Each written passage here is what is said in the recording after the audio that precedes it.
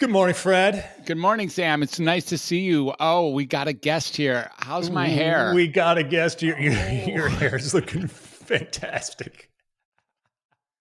I think you look like you've prepared. I love the sunglasses, by the way. I know, right? I pity anyone who's just listening to this on audio because they're not able to see these absolutely amazing tinted red glasses that you've got going on right now. They are pretty damn pimp, I must say. Thank you. You've got a look happening right now.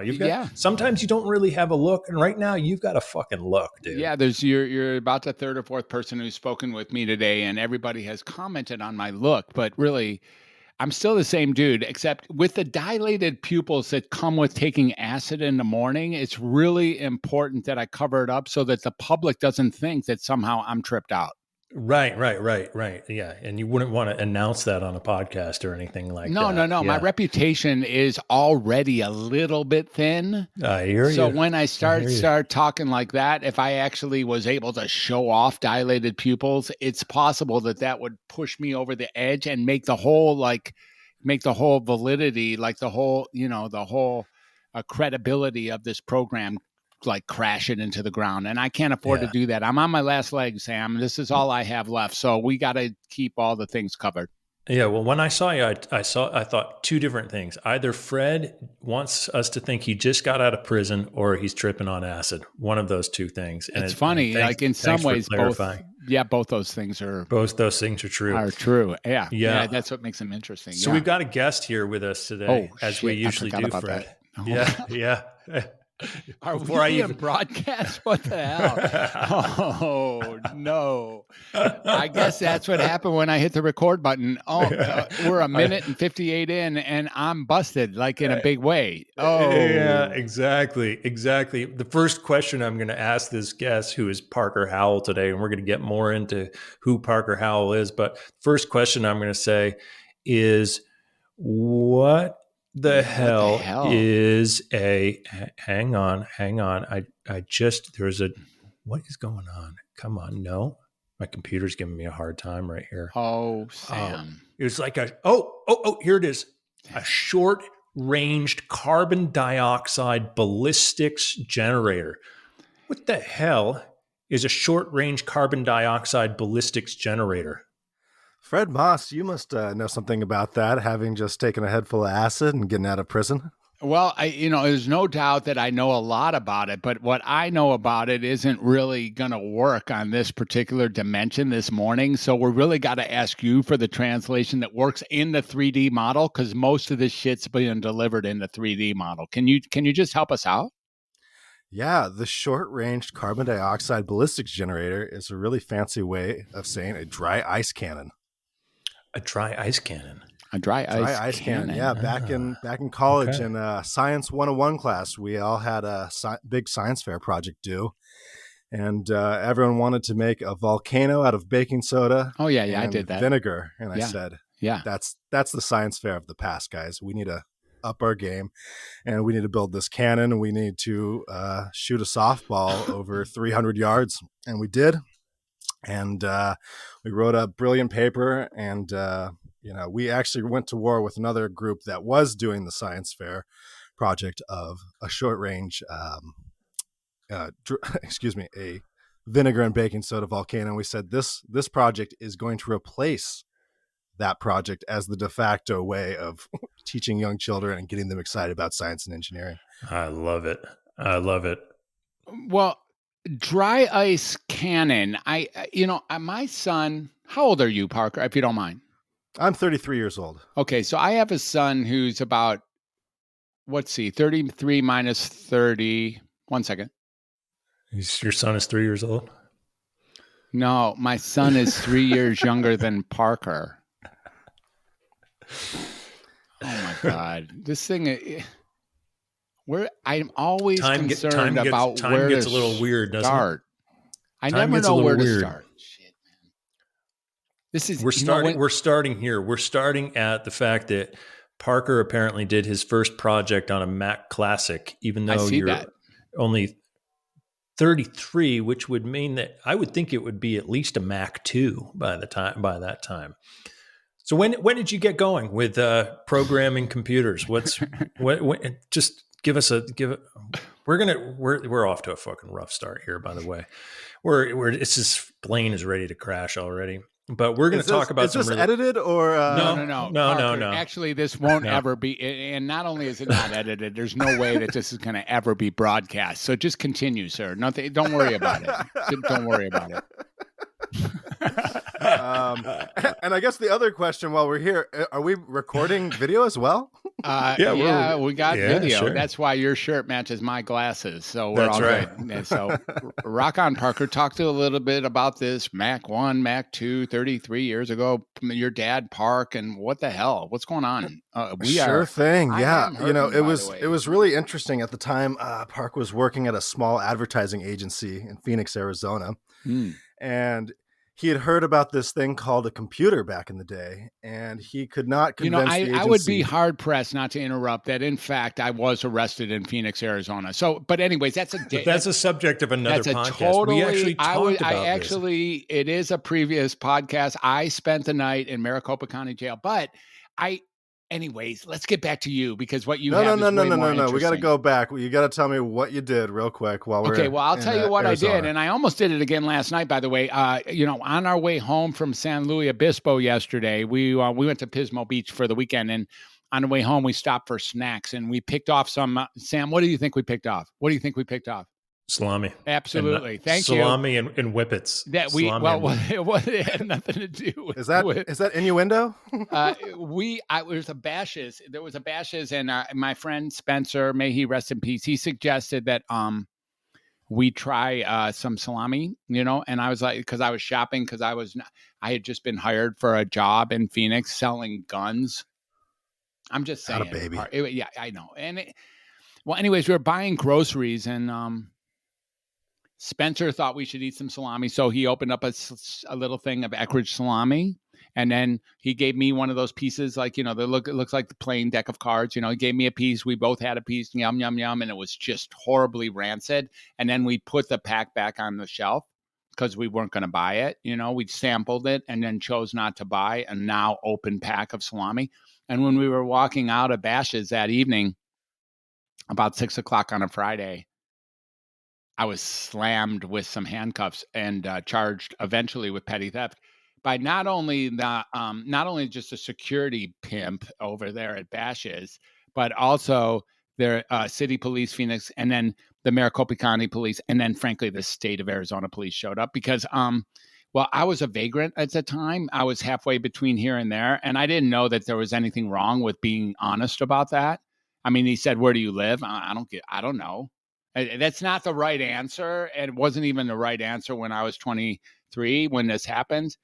But so it landed me eventually in the same place where Raising Arizona was filmed. And I have a night on town, which kind of pales Arlo Guthrie's Alice's Restaurant story. But really, Parker, if you can get back to talking to us about dry ice cannon, that would take me off of this very uncomfortable space I now find myself in as I post-traumatically, stressfully deal with the acid trip that I'm presently going through as I recall this thing as my own reality. So can you just help us out, do you feel like the prison was, or the night in jail, Sam, do you feel like it was traumatic, or was it just kind of a fun story in the grand scheme of things? Oh, I would say that it was actually both things. I still have a shoulder injury from the 440-pound dude who was sitting next to me in the holding tank, falling asleep on me while he smelled like piss and puke while I was waiting for getting released in the morning for my arraignment time. I still have a crushed shoulder, and it's a little bit, I did some working out this morning. I have to do that. Is that trauma? I'd say that's trauma. But at the same time, this was a life-affirming event that then left me being the man I am today with the honor of interviewing the creator, really, of Dry Ice Cannons. Yeah. It's probably good, too, that Sheriff Joe Arpaio wasn't in charge at that time, too, because you probably would have been sent off to Mexico for such an offense, stealing that salami in that convenience store. Even though you weren't from Mexico to begin with, he probably just would have assumed that you were Mexican and Well, Sam, I watched a lot of Mexican trauma that evening as well. A lot of people had got their collarbone broken from a hammerlock by the police, who were keeping quota about the number of Mexicans they were bringing in to share that space with me inside the holding tank before I moved on to the big where I played euchre all evening before, of course, getting the arraignment the next morning and being released. But really, so your little shitty shoulder injury is nothing in comparison to some of the stuff that you saw, is what you're saying. That's what I'm trying to say. I still have a collarbone.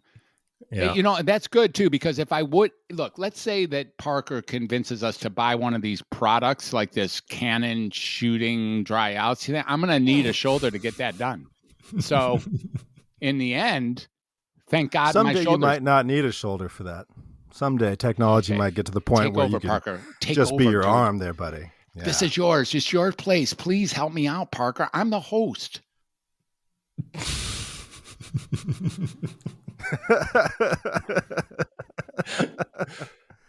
I don't know. I'm kind of curious now how far the jail rap goes. Is you were just got out of jail, you were in jail in your 20s, and have you been in and out of jail your whole life, or is it just the two bookmarks? I'm sorry, who's interviewing who here? Because he actually decided to go back talking about computer code after hearing about stealing salami is going to be kind of boring for people. Okay, listen, I spent one night in jail. It's now off my record. It's been what's that called? Expunged. It's been expunged. And I am allowed back in Phoenix, Arizona. It was $156 fine. And, and I was told, don't ever come back to Maricopa or Arizona ever. And then I did. I actually did some public speaking down there. And now, yesterday, I was hanging out with a Phoenix in San Luis Obispo. I was hanging out with a Phoenix icon, as it turns out. I mean, a really big name who I'm not going to drop here, because the last thing I would want to do is associate him with this bullshit story I'm trying to tell you about right now.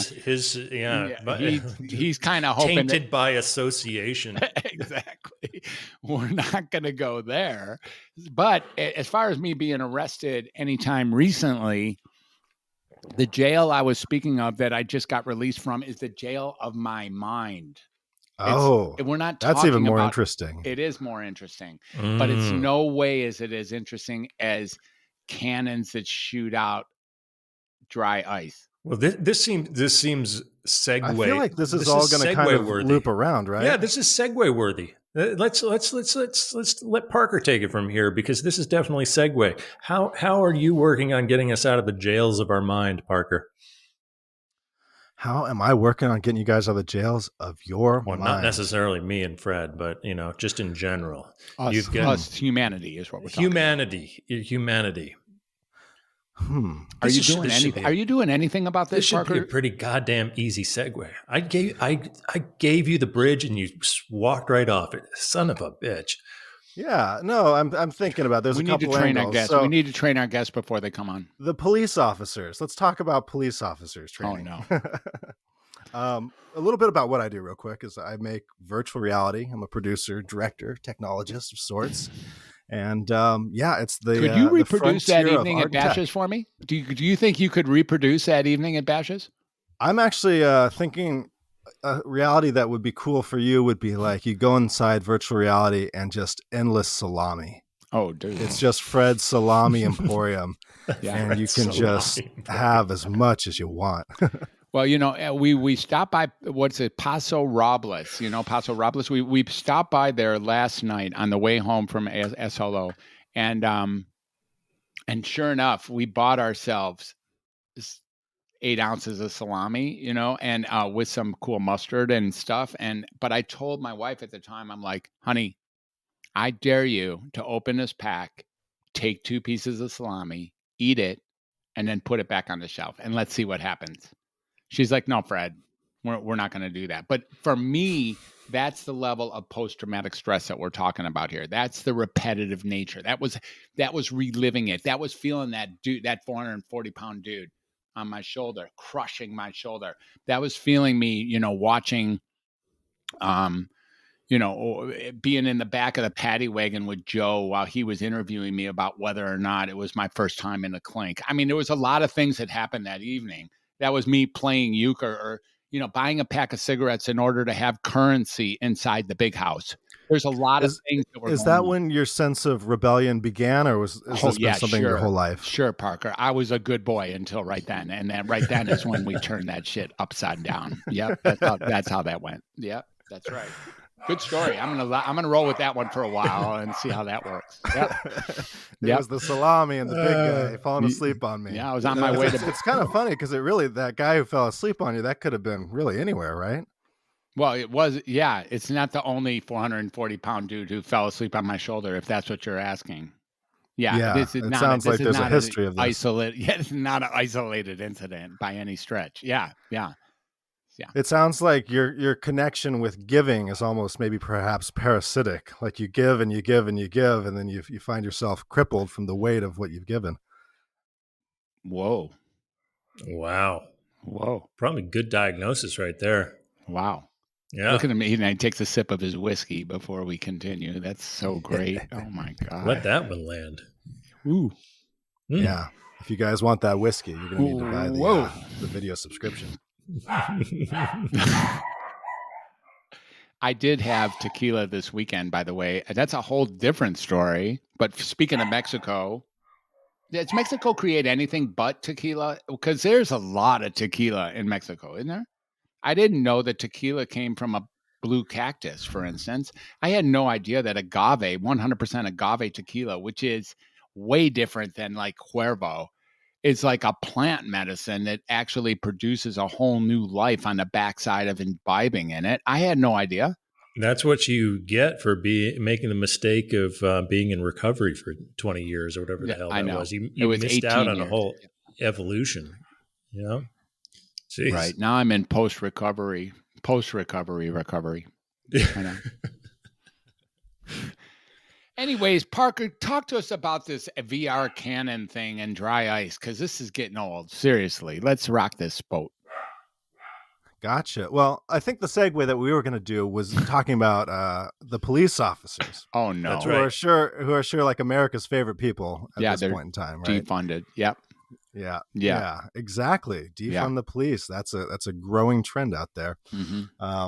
The work that I've been doing with police officers in virtual reality has been trying to address a bit of the divide, really.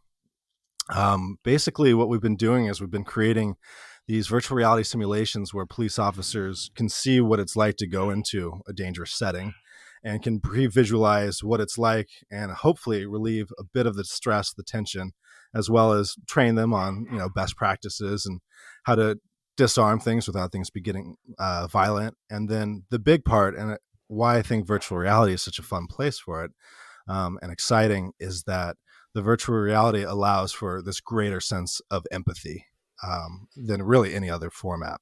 So, for instance, we did one of the first pieces we did was a police officer. He goes into a domestic violence call, and it's kind of choose your own adventure, choose your own direction. And at a certain point in the experience, you come and you switch perspectives. And you go from the police officer who's, asking the questions and is in charge of the whole thing. And then you jump into the victim's shoes. And you get to see what it's like as these police officers come into your house and question you and feel what it's like to have kind of the heat on you after a terrible thing has befallen you. And so, you get to see the perspective of what it's like to be, in a domestic violence scenario from the victim standpoint. And the ultimate goal is, again, it's to create empathic ties to people so that the police officers really get to see and understand what it's like inside the lives of the people that they're serving, and hopefully help heal it and help, when the tensions are high, help people make the right decisions to help their community and do the best for everyone involved. Parker, I first of all, thank you. And I'm reading this bio and assuming there's even a part of this that is actually accurate to who you are, because, people these days. But anyways, assuming that most of this has anything to do with your life, who you are in the world of virtual reality from Myst forward. I played Myst. I played Myst. That was my first, that was an immersion that first time with Myst. And now we're looking at immersions, inside of actually creating not just like, what if this was real, but actual virtual realities through Oculus and Oculus clones, and I'm sure other things that I don't know anything about. What is this to be a virtual reality specialist? What is it? What drives you forward? Like, that day back in the day when you crashed the computer with Park, when Park walked away for a few minutes and you and him were forever fractured. What drives me? The thing that drives me is a love of storytelling and a love of technology and the infinite potential of what's possible for us in the future. When I looked at a computer as a young kid, the story that you're talking about is my father opened up this black and white CAD type space where we were drawing a house, and he explained to me that if you copy and paste this icon that you create, you can make many of them. And it's funny because this seems so commonplace now, but back then, when it was the first computer I'd ever seen, the idea that you could copy and paste something infinitely just blew my mind, because everything else in the real world is so finite. There's a scarcity to everything. And so what ended up happening is he walked away and he came back 5 minutes later. Everything was crashed because I'd copied and pasted everything on that computer a million times until there was no memory left in the whole machine. Oh, that's hilarious. Just kind of an early problem with, testing the limits of everything, as you know, Fred Moss. Mm-hmm. Yeah, I do. Yeah, I've heard about it. Most of this is, just to tell our listeners, it's not about my experiencing of it, but I've interviewed many, many clients and mental health patients. And vicariously, I've picked up what it means to push the edge to push out the edge. But I wouldn't say that's the life that I've lived. Now, Sam, I need to take a break because, my vocal cords are getting a little bit tight and I'm not telling the truth as much as I'd like to. So if you can hook me up here. Well, again, going off that question that you had about what drives you with it all, I always kind of felt I'd want to be part inventor, part filmmaker, and that virtual reality is the space where you really get to do everything. And that to some extent, all the technology in the world is merging slowly, surely. Some people call it singularity. The singularity. Exactly. Everything's moving towards the singularity. And so my work in virtual reality and, XR, extended reality, is how do we affect people with the digital space? How do we make a world that's more tangible and more, livid and expressive? And how do we do it in a way that... Did you say livid? Did you mean vivid? I mean, livid. I meant vivid. No, I like lively, livid. And it became livid. Livid. I like that. More pissed off, basically. Get the world more pissed off. That's just what we need. Yeah. Wow. There's a Freudian slip for you. But yeah, I mean, and to that point, it's how do you make it responsibly? How do you make it so it's not just another technological trap that everyone's falling into? People so far are not very good with their iPhones. They're not very good with social media. It seems to me that in many cases, those are detracting from our quality of life, and that it's a challenge for people to find a way to use technology responsibly and have it actually be a boon.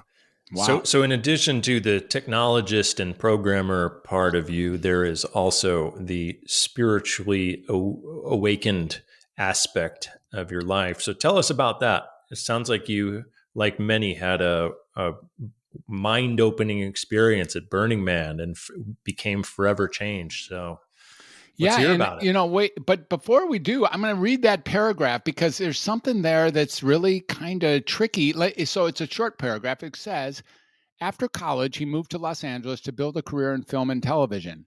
While working as a commercial director, other creative avenues constantly opened up for him. And it's this next sentence that I have a little trouble with. He shot the short film, Oh, the Places You'll Go at Burning Man, which became an overnight viral success, changing Burning Man forever, as it has sold out ever since. Are you saying you're responsible for Burning Man selling out ever since then? Or what's going on here? What is that experience? Dang. Someone once described us as the people who ruined Burning Man. Talk to us, Parker. There you go. Okay, well let's go back to Los Angeles, 2011. I move out here for the first time. I've got like 3 friends out here in LA, and we got big dreams, and we're like going to most make it. people in LA. Yeah, I guess that's true. And you're looking at we're my gonna only make friend, Parker, just to let you know. 3 is a lot, so good for you. Good for you. And so, we go out and we're going to make a TV show called The Party People, about people who are living on the edge and they are living it big. And we go out and we end up casting Teddy Saunders. If you guys know him, metal member. He's been on the show, bro. He's been on the show. He's you are one of the 11, and it doesn't surprise me, but go ahead. Yeah. That's awesome. And Teddy and I did the initiation together. So Teddy, we took Teddy apart. Teddy's not been the same since he was on our show, just to let you know. But keep going. Well, Burning Man hasn't been the same after Teddy Saunders either. I don't doubt that. So anyway, we're looking for the best, coolest, craziest, wildest, most enlightened party people around. That's where we meet Teddy Saunders. Cool. We go on to shoot that show. And in the process, we go, Teddy, what's the party scene in LA like? What's the coolest, craziest underground world you know? And he says, oh, that's easy. That's the underground fire dancing Burning Man scene. And then we all end up going out to Lightning in a Bottle, which is this incredible transcendent festival. It's kind of half Burning Man, half Coachella. It's the meeting point of the spiritual with, kind of the more mainstream world. And we go out there and we meet these fire dancers who blow our minds. They go up on stage and they're spinning fire, and it's the craziest, wildest thing you've ever seen. And right then and there, me and Will, we need to go to Burning Man, and we're going to need to learn how to spin fire. Otherwise, what are we going to do? We're going to be the people who hang out with all the fire dancers and don't spin fire. And so that's what happened. We went to the burn. Me, Will Walsh, Teddy Saunders, we all shoot Oh, the Places You'll Go, our very first burn. 7 days, all day, every day, all night. We're out there with a camera recorder, traveling around the playa, finding people who are on 10 times as much acid as you are currently at. What's that? It's not Teddy's film, not the one he shows. That's a different one. Oh, yeah? It's not. That's not. He shows one where he's interviewing people all over Burning Man. And it's a super sweet film that's on his website. This isn't that, right? It sounds like that. It's either that. Teddy also did the Dreambox. Oh, maybe that's the one I'm thinking of. Yeah. That's right. Which is all about how to manifest each other's dreams through, community and connection. Mm-hmm. Another really awesome project that he's worked on. He's pretty talented. So we're traveling all over the playa. We've got Dr. Seuss's last book that he wrote on his deathbed, Oh, the Places You'll Go. Oh. And we have it all on cue cards. We're going around the playa and we are finding people who, again, they're on 10 times as much acid as you are right now, Fred. And we're going, here's the vision. Here's what we need. And we have to hold their hand until they say that thing right and with the right energy and the right expression. And we make this really beautiful, poignant film, and it just goes totally viral. And unfortunately, we released it 2 weeks before the Burning Man tickets went on sale. And so this film goes all over the world, and then instantaneously Burning Man tickets go on sale and it sells out overnight.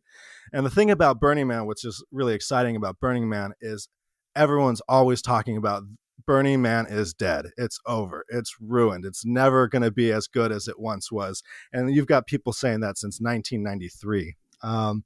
And so this was just another excuse for people to go and say, look, these stupid young filmmakers who are probably secretly being paid by the Burning Man organization to release this propaganda have come out and ruined Burning Man and turned it into the corporate thing that is.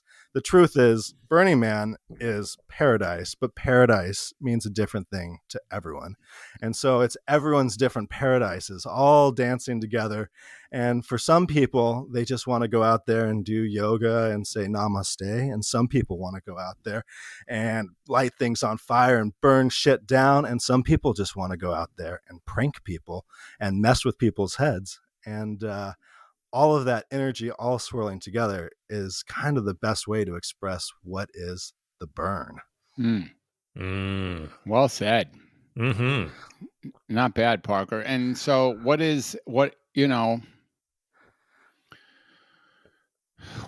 how does this move forward? Here we are now in something like 2021, give or take. And like, what is it where does this now extend to 10 or so years later? Sure thing. So Burning Man, I have this awakening. I fall in love out there with a young woman. We both join the fire circus together, and we start traveling the world as fire performers in the fire circus. Wow. Along with still, chasing all my aspirations out in Hollywood as being a filmmaker. At the same time, the television world is opening up to me as a digital artist. I'm making these projection mapped concert visuals for Dancing with the Stars and the Grammys. And you're 23 years old when this is going on, right? Yeah. So 23, Burning Man's at the end of 23. I turned 24. All the TV stuff starts to come in. And yeah, it's, the TV stuff is really wild. It's the first extended reality because it's projection maps. So what you do is like Dancing with the Stars, for instance, they've got like 40 different screens all around the stage. And so whenever they want to change the environment, it's an animator who comes in and just maps it out. And so you go, okay, we're in the jungle, we're in the Arctic, we're here, we're there. And then what you do is all this, you make the world so it's dynamic with the music. And so as the beats are hitting, you've got these abstract visuals and everything's on beat and everything's choreographed and the cameras and the lighting and everything's working together. And it's really kind of what led into the virtual reality kick, because as much as I loved all of that work, I would get, I'd write up all these, treatments for basically, the lighting people, but the lighting people would want to go and do their own thing. And so what ultimately ended up happening when I was kind of meditating on this is I said, if I start working in this new resurgent field of virtual reality that, popped up last 5-6 years, inside that virtual reality headset, I can control everything. And, that was really what made me take that first step in. I called up Will Walsh, who again, I'd worked with on most of my other projects. And I said, hey, we got to go find ourselves a virtual reality camera. We got to find one that's not 18 GoPros glued together, which was the standard at the time, is people would glue 18 GoPros together and then a computer algorithm would stitch it all into a virtual reality. And we found a company called Views, and it was just the wildest thing. Cause like I sent them an email, said, this is what I want to do. This is how I want to affect people. This is the storytelling that I imagine is possible for VR. And their CEO is like, great. I'm going to literally be out in Los Angeles tomorrow. If you want to come down and meet me at LAX, I will show you how to use a camera and you can be one of the first beta testers of this camera. And took that camera and went on to do a Kung Fu film with them. That went and won an award. That immediately led into working with Red Bull, and they wanted to do a music video. And so I pitched them on this whole idea of the subconscious dream state. So we're talking a virtual reality music video done by Red Bull, produced by Red Bull, and that you created. Is this the idea? Yeah. Mm-hmm. Yeah. So Red Bull Music had this artist Villette out of New Zealand, and they had this really cool kind of dark, electronic R&B type vibe to it.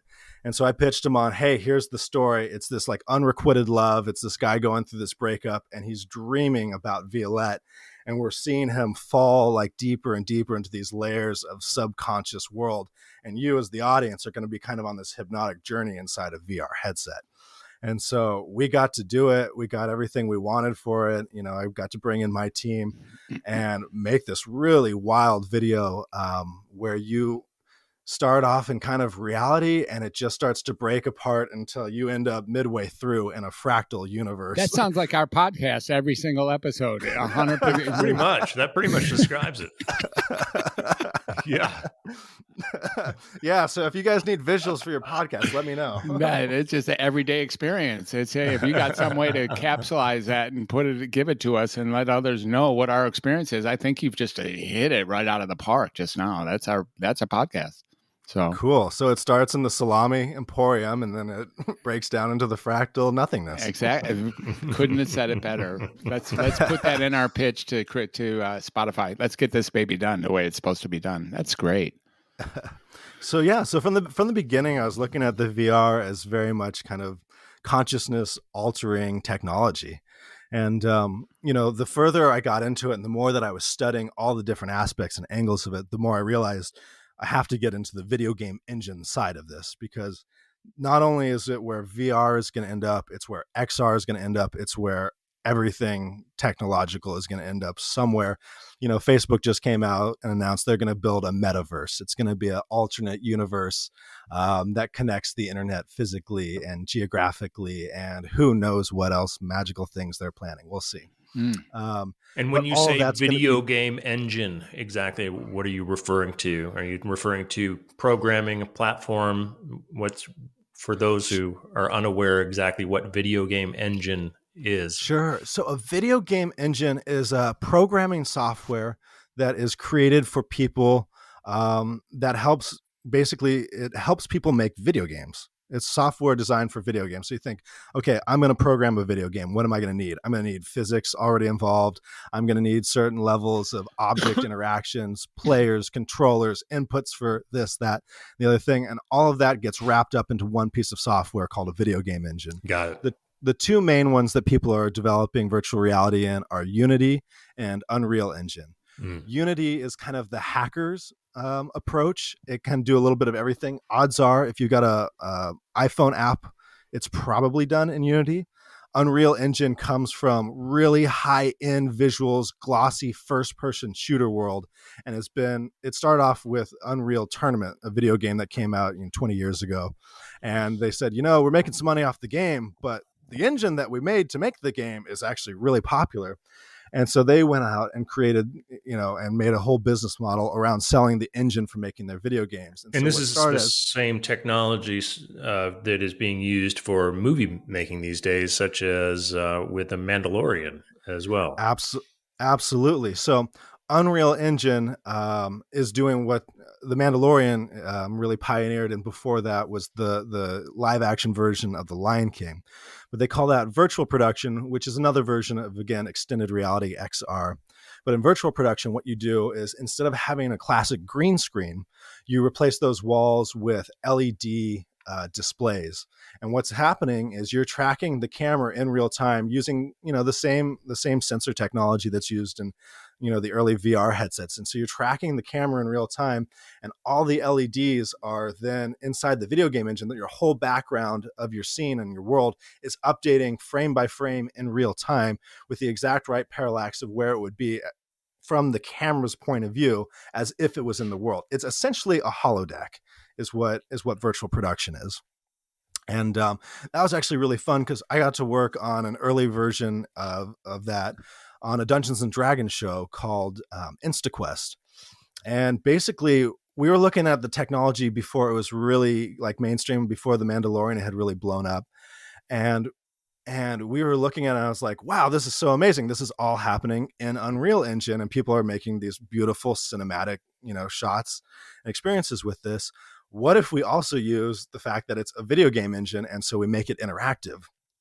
And so we came up with InstaQuest, which is all based off Dungeons and Dragons fantasy role playing. And basically, in that world, there's a dungeon master, and there's a set of players who are all, role playing as different adventurers going through a fantasy world. And the dungeon master's in control of what happens. And he rolls some dice, and he says, oh, that's a high dice, or that's a low dice. That's a lucky roll, or that's an unlucky roll. And then the story kind of unfurls based off the decisions that the players are making. So what we did is we took this virtual production technology, and as that dungeon master's rolling his dice and he's conjuring the world, he says, hey, we're going to bring in, you pull the trick, you pull the lever, and there's a trap, and two skeletons pop out at you. And then we got a team of XR artists on the side. They hear them say that, they press the button, boom, two skeletons pop up. And then they're in the middle of this whole fantasy battle in the middle of this video game. And so we developed this technology over the past couple years. And yeah, earlier this year, we went and did InstaQuest. And we did a 3-hour live stream theater of these people playing Dungeons and Dragons, doing a whole dungeon crawl through it, inside of basically a holodeck. And it's a pretty fun project. Fred, this is the kind of thing that you do in your free time too, right? Me? Yeah. This stuff is old hat. I'm waiting for something new. I'm waiting for something I don't know already. And so far it's like, come and bring the real stuff. Now the truth is that this grand jury award for VR at the Awareness Film Festival is Tell us about that? Is that what you're talking of now, or is that something else that was, I guess you've kind of skipped over that, having to do with the Red Bull music video? Is that what one? Anyways, try to organize that for me. Sure. Yeah. So going back, that was pre-Red Bull. That was the piece that got me the Red Bull project. And that was Confucius VR. And so that same CEO of Humanize back then, Jim Malcolm, he after seeing the work that I'd been doing with his camera, he basically commissioned a project from me. He said, "Hey, listen, we've got this amazing camera. No one is telling narrative stories with it. Everyone's doing like tourist stuff. They've set it on a tripod. They go to a beautiful place. And like, that's the coolest content we have so far. Parker, can you tell a story inside of virtual reality with this?" I was like, hell yeah, that's exactly what I want to do. So I went and I wrote up this whole crazy augmented reality thing where this guy is, paying for his life with Bitcoin and he has to save this woman. And it was this really complicated, convoluted thing. And I brought it back to him. He said, this is too much. He said, I need you to make this project look like any amateur filmmaker can hop into VR and play with it. And I said, okay, let me go back to the drawing board on it. And what I came back with was a virtual reality Kung Fu film. Confucius, huh? Confucius VR, exactly. And the whole idea of that story is it's projecting a little bit into the future, into a world where an AI Confucius will, if you put on a augmented reality headset, you'll have an artificial intelligence Kung Fu master who will come into your life, help you level up your life while also entertaining you with ninja battles as you go. And so the whole story is about kind of the balance between the light and the dark of getting having really fun technology that helps you level up your life, and at the same time, if it's not programmed well, the dangers that come with it. And famously, one of the parts of the film is you fall off the edge of a building and you end up holding on to the edge of a building. And in order to do it, I had a virtual reality helmet we built for the project, and I wore it and I hung off the edge of a 4-story building in order to get the shot. And then what we did in post-production is we put this haptic vest on as part of the experience. And so when you are in that experience, not only are you feeling the intensity of looking down at your legs dangling out over the edge of this cliff, but also you feel the heartbeat in your chest through this piece of bass that's got the data embedded in it, and part of the audio frequency that's you can't hear, but you feel it in your heart. So you've got this wearable thing going on too that's affecting your physiology. Totally. And that was a big part of Confucius, is that when you get hit inside this virtual reality experience, you feel it right in your heart. That's a big bass hit. I mean, using VR, I've had moments where just having the headset on is plenty. I mean, things where I have to climb some kind of ladder or something like that, and I'm looking around and I'm feeling like I'm climbing a damn ladder and I'm way above the ground, and there's a natural feeling that my brain creates of fight or flight in that situation. So I can only imagine you're taking it to a whole other level if you're having that sort of haptic response with the wearable. Totally, Sam. And you're really touching into what the artistry of being a virtual reality creator is, in that everyone inside the VR is kind of creating a new grammar, the same way filmmakers 100 years ago were figuring out the grammar of filmmaking. So 100 years ago, that the Great Train Robbery was this mind-blowing film because they would go from a wide shot of the train, and then they'd show the people getting on, and then they'd cut to a close-up. And that was the real power of the cinema back then, is you could look at this guy right there, right in your face, and get those larger than life emotions and expressions. And again, before that, people just went somewhere and they set up a camera, and that was the street, and that's what it was. And so the artistry of virtual reality is trying to figure out, within the limitations of this format that's always evolving, within those limitations, how do we make things that are emotionally resilient? And so, instance, the latter piece is really fun, because the hardest part of virtual reality right now is motion. How do you get person from one place to another without triggering an imbalance in their inner ear, which makes them basically nauseous? So the latter is a really cool piece, because you're engaging your hands, the part of your brain is focused on that movement. So the part of your brain that is moving is not a problem. In Confucius, we did the same thing. When we told people what we were doing with Confucius, and again with the Red Bull piece, they said, Parker, your VR experience is going to make people so sick because it's going to be too much movement. It's going to be too much. It's going to be too much, and you're going to overload people's brains. But what we did in Confucius is we realized that if you have your hands come in front of you, if you have your hands in front of you, if you have a ninja who's now battling you, who's fighting you, and you are then focused on this action, the part of your brain that is the scanning, observing, trying to figure out what's level on the horizon part of your brain gets overrun by the part of your brain that's of the single focus, which is survive this moment, don't get hit by this guy. And therefore, we were really able to push the bounds of what virtual reality could do without getting people sick, if that makes sense. Yeah, sure, it makes sense. What are the vehicles that allow one to appreciate that? I think I have a low end Oculus. What's it called? The $100 or $200 one. I'm guessing that might not be enough hardware to manage this experience, or is it? Which Oculus? I mean, any Oculus should be able to play this. Even the old Go. Yeah, that's what I have. I have an Oculus Go. That's what I have. Yeah. Honestly, Fred, I think the easiest way for you to do it would be boot it up, go onto Vimeo, and type in Confucius VR, and you can just play it right inside your headset, and it should be ready to go. Wow. And then if you wanted the haptic experience, then you'd have to get some kind of sub pack that you'd then wear on your chest and plug into the audio of it. Wow. That's really amazing. It really is amazing. And, sometimes I have discussions about the multidimensionality of life, this thing we talked moments ago about, trying to whittle this down to 3-dimension in order to save my ever expanding, nearly ready to explode brain. And so there's an opportunity to look at the 4th and 5th dimension here, which some people would say is out there towards spirituality, towards getting a divinity, towards the eternity or the infinity or the divine. Like that somehow gets an access to what 4th dimension or 5th dimension has to offer inside of the existence of what it means to be alive as humans, or what it means to be here on this astral plane, which we'll call the 3D astral plane for simplicity's sake.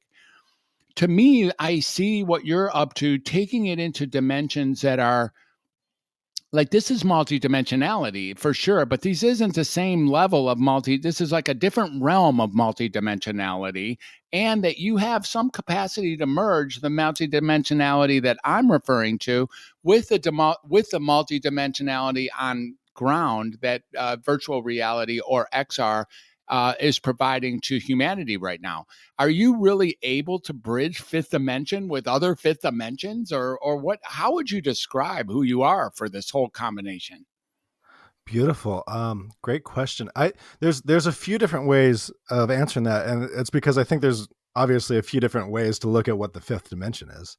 The simplest and it's a band from the 70s. The simplest way to talk about the 5th dimension, and what I think you're kind of talking to on like a cosmic level, is our relation to the universe and understanding the universe and perceiving the universe. And so, like, for instance, the visual fractal space that you fall into, that's like the deepest level of the unconscious inside Money VR, the piece we did with Red Bull. Those are all actually 5th dimensional fractals. Those are all fractals generated by using the complex dimensions, by taking the square root of a negative number and then doing mathematics based around it, and then seeing if you have any trouble coming up with the answers of those type of mathematical questions, Sam will be your guy on that. So if you don't have your Texas Instruments sitting next to you, Sam's your guy on that. Absolutely. Just to let you know. Yeah. But yeah, I mean, and if we want to talk like from a mathematical standpoint, like with math, you always reach paradoxes whenever you want to step forward into a new dimensionality. Like, real simply, if you want to talk about the number system, it's like we had 0, 1, 2, 3, 4. I mean, originally we probably didn't even have 0. Zero is pretty scary. Concept made no sense. Zero is pretty scary number, actually, as it turns out. It's very scary. Anyway, but go ahead. Yeah. Absolutely. And so you go, okay, we got addition. And then they go, okay, well, we want to do subtraction. But then as soon as you add subtraction to the equation, you end up at a paradox, because what happens if you subtract a number that's bigger from a number that's smaller? Right. And they go, okay, well, hey, we got a solution for that. We've got negative numbers. Go, yeah, but nothing's really negative in the world except, your bank account. Right. But the same thing, happens with multiplication and then division. And then ultimately, once you get into square roots, you go, hey, it's impossible to find the square root of a negative number, because two negative numbers always multiply together to make a positive number. Right. And that's where you end up with this constant that calls I. Okay. I knew it was E or I. Yeah. And so every time you come to a paradox, you figure out a way to map and make meaning of the paradox and expand the mathematics. And so as you expand into the imaginary universe, and then you combine the imaginary universe with the real numbers, you end up with the complex numbers. Mm-hmm. And then by doing very simple math around the complex numbers, you end up with these beautiful, wild, infinitely repeating fractals like the Mandelbrot set.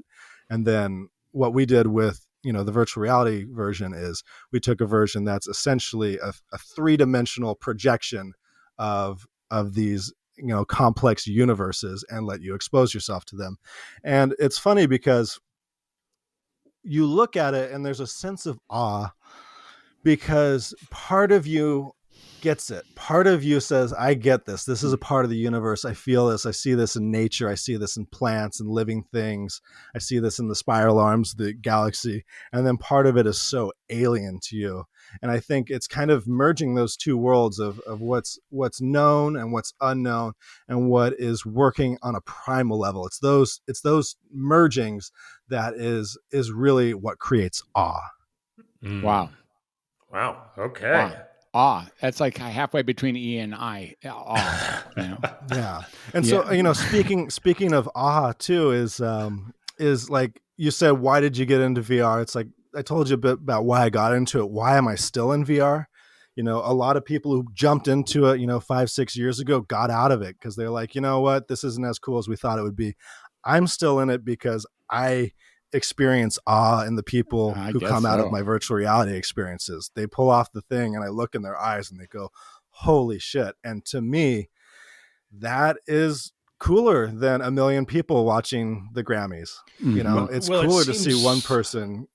It seems like what you're talking about, all of the, I'm in awe just listening to you describe what you just described. And that last 5 minutes, I'm kind of like, okay, we're way outside of my boundaries of knowledge right now.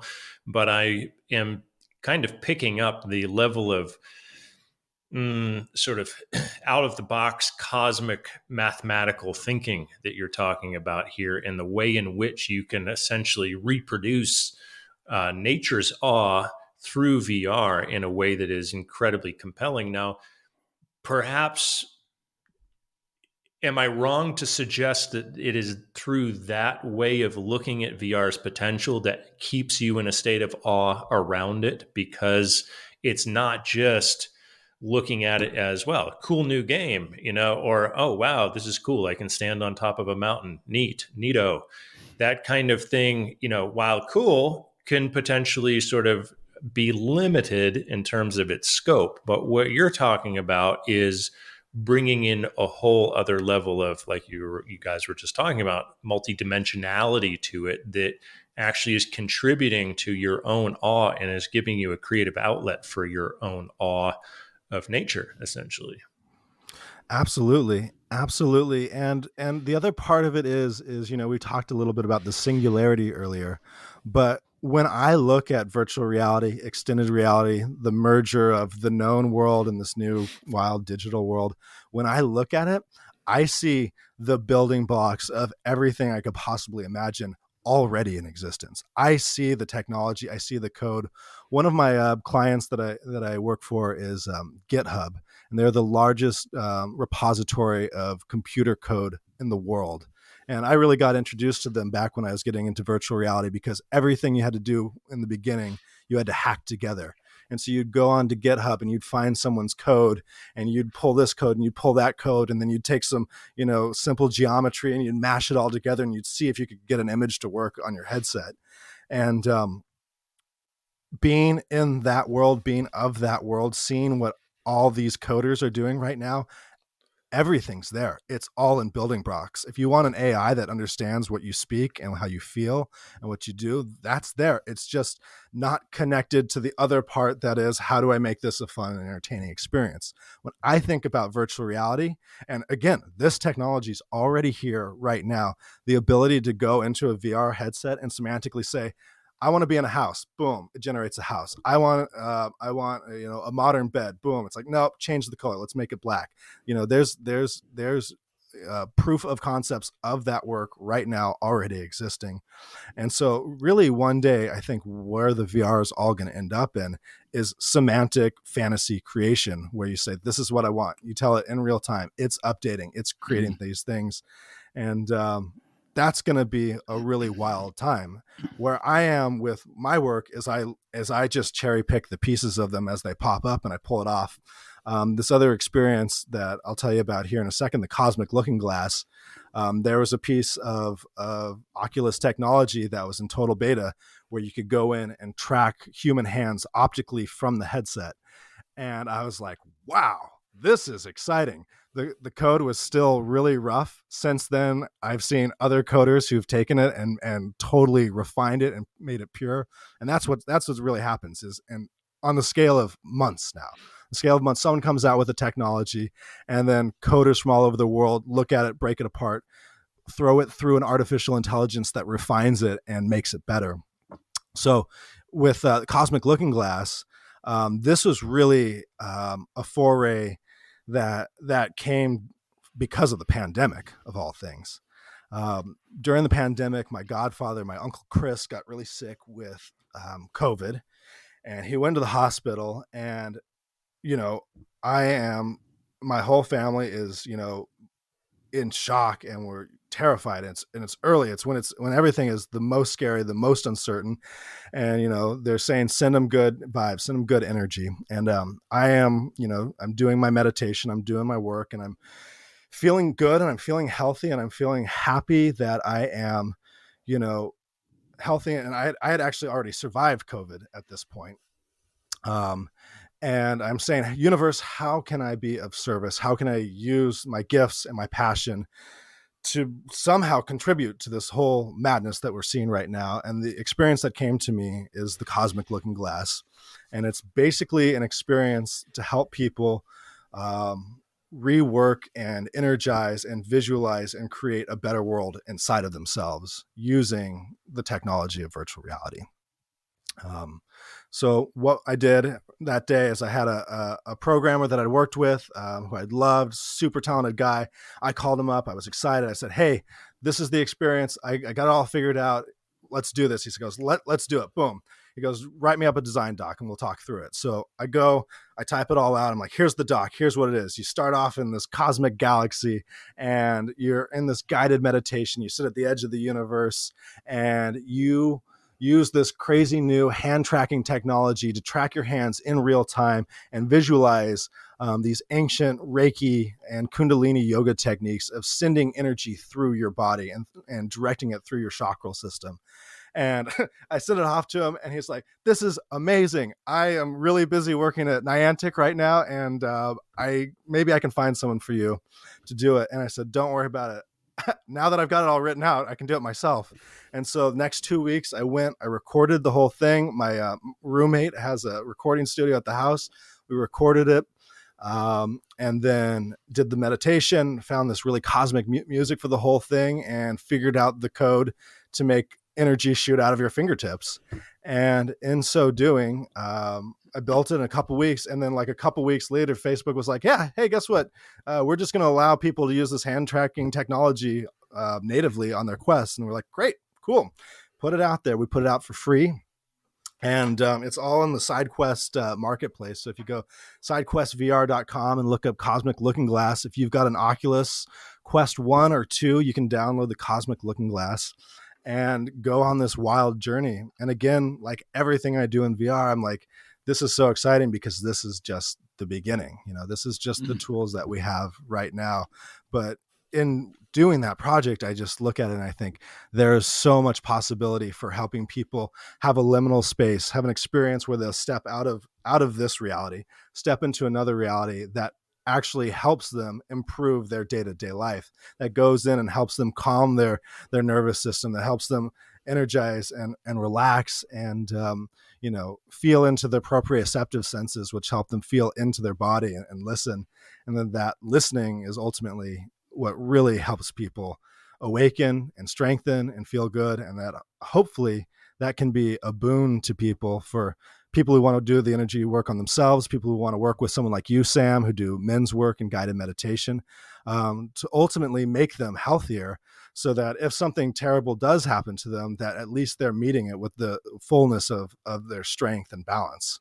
It is really cool. It is really cool. It is really cool. And, do you have a degree, like a advanced degree in college, or how did that work exactly? Yeah. So I went to Chapman University. I studied, my major was in film production with an emphasis in directing and a minor in business. Most of the professors and teachers that I can remember, and Lord knows that's a whole different topic altogether, they're kind of blowhards. Like, they didn't really have it that they could teach me anything. It was more, at least that's how I didn't have it. I had it that this was more like just hurdles to jump through in order to get to the other side of whatever it meant to get a degree or get to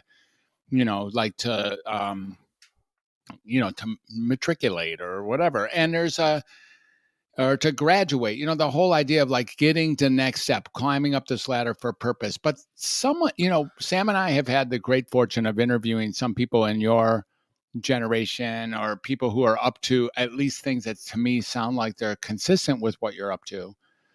And maybe Park himself had something to do with this, but I really wonder, this untethered passion that you have to explore the front edge with excitement inside of a world that has never existed before, for which you're comfortable launching into the unknown, not only to experience and like be in awe of, but to actually be a primary creator inside of a realm that as of yet has never been defined by any philosophers or prognosticators at any level.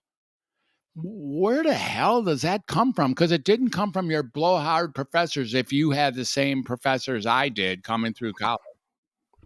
Sure. I mean, a few pieces to that. One, the professors at Chapman University were really fantastic. It was always story first at Chapman University.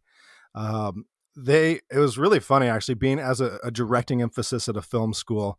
They are really hard on you the first 2 years, and they are trying to actively scare out as many directors as possible in the first 2 years. And then by the time you've made it to your junior, senior year, they go, okay, you've stuck around, you want to do this, let's do it. Because there's so many people who want to do it, but the reality of what it is to direct something is very different than what most people imagine it to be. The other piece of it is, I was super lucky to be, born to my parents, Park and Michelle. They're both, wizards of creativity. They supported every possible, creative avenue, from art to filmmaking to, piano, everything. That, being born into a world where that's nurtured from a young age, that gives you the freedom to do it. I mean, the other thing that perhaps I would recommend to young creatives who want to go out into the world and really rock the world from a wild standpoint is to get some base in a field that is at least tangent to what you want to do. So for me, I can do all of this because I have chops in film and television and digital creation that allows me not to feel like it's like fight or flight what I'm doing. I can pay the bills always and anywhere as long as I have a computer and a client who wants, who needs motion graphics or commercial production.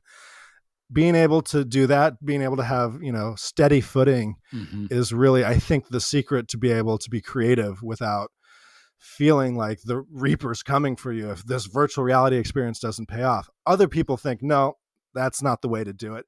They say it's all or nothing. It's this project either has to land or you're going to starve. And that's the creative way to drive yourself. It's different, philosophies, but my philosophy is, and with the film world, I came out here, I'm like, I want to make these giant films, and in being, a digital artist in the world and being an independent, producer, it allowed me to meet everyone in Hollywood. It allowed me to be in the world, to be useful to every different set, to see how every different agency worked and operated. And, ultimately that's part of the advice, is just make everything you do a learning. And that's what my time here in Hollywood has been, is a learning, a studying of what I do, how the people I work with, who inspires me, why do they do it, and what are they doing that's so inspiring, and also making the connections and going forward with business. And it's always learning, always be learning. Well, you're amazing. I mean, you really are amazing. And I really, really appreciate what you're up to. And it's so inspiring. And it leaves open the opportunity for all of us to look down a road of, I guess, multidimensionality that, I don't know, that otherwise might not have seemed available, or given what we tend to be focused on. Like there's no time for me to live out the what's almost like the luxury. I can't get on my Oculus because I got too much shit to do. I Totally. I let alone like go explore how to expand my consciousness as a result of being on the Oculus. Like, but what I have here is just an awe, a true awe for how you develop to who you are, and then now who you get to be in the creation. And really your calmness and creativity, it just exudes from your pores, and it's an honor to be in your presence and the level of inspiration that you are. So thank you. Thank you so much. And, I feel that way about both of you gentlemen. We didn't get to talk too much about your lives here, but I've known you a little bit outside of this, and both of you deeply inspire me with how you are meeting the world and what it is that you're giving back to people and inspiring. And in many ways, I think we're all trying to do that within our own medium. We're just inviting people along on our shit show. That's our shit parade. I gotta say, it's been really fun. It's a fun, right, wild, wacky introduction to talk about something that is ultimately very psychedelic. Come enjoy, virtual worlds. Jump on the crazy train with Dr. Fred Moss and Sam Morris. Yep, in Sanity. And really, really, it is extraordinary to be with you, Parker. And I have other things I'd love to discuss with you, and I'm sure there's others of our listeners, if in fact this ever does make it to broadcast, who would be interested in getting in touch with you, or following you, or learning about you, or maybe collaborating, or asking you for a project. How can people find you, Parker? Yeah, best way is to go to parkerhowell.com. You can get my contact off there, and you can kind of peruse the archives of all the different extended reality projects and experiences, and kind of get a sense for this larger world that I've been crafting over the past decade. Freaking phenomenal. Absolutely great. It's awesome. Super inspiring. Sam, what do you got? Let's see. Give us a tape. One of your signature taper jobs here. I just love this conversation because Parker is looking forward rather than looking back. He's looking forward, and we didn't even get into how he cultivates this this creative visionary sort of inspiration, but I guess it just kind of comes natural to you, and that's really, really cool. So I'm inspired to keep on cultivating my own creative vision for the future, and I just want you to know that in addition to what you're doing technologically, just who you're being is really damn cool. Thanks, guys. Thanks, guys. And with regards to creativity, my teacher told me, she said, you don't work to be creative. Creativity is something you channel. And she helped me create a morning ritual where, before even the VR, I would step outside of this realm and channel. And it really, I think if anyone wants to level up, finding a way to to wake up in the morning, have a ritual, get exercise, and visualize what you want to get out of your day. I think that's the secret to creativity. And that's what Fred did when he dropped acid before the podcast. Well, it is sort of, it does explain that. It's like when I woke up today and I was a little bit too tired. I did have a training, physical training scheduled at 7. So I had to find a way to, at least put some shorts on and get out there. There is something about that first surge of entering this realm of wakeness for which the rest of the day really does get defined. I mean, the downstream of the rest of the day gets defined. Like, why the F should I get out of bed anyways? Is a real legitimate question. And then, having something that draws you forward passionately like you have, or having something that is moving you in a way that makes you at least consider the possibility that you're an important contribution to the community, seems like a really good source of something larger than yourself that can draw you out of bed and into that routine, which then, allows you to tap into your ever expanding creative edge. So thank you for that. Thank you. All right. So, Sam, I got to go. And I have another metal brother I got an appointment with here now. So, wow, it's been deeply exciting. Thanks for putting up with, I loved that. That was awesome. Yeah. Well, here we go. We better hit the stop button. Otherwise, I have this cool story about that, but here we go. So thanks, listeners, for being on for 111. Let's go with 111.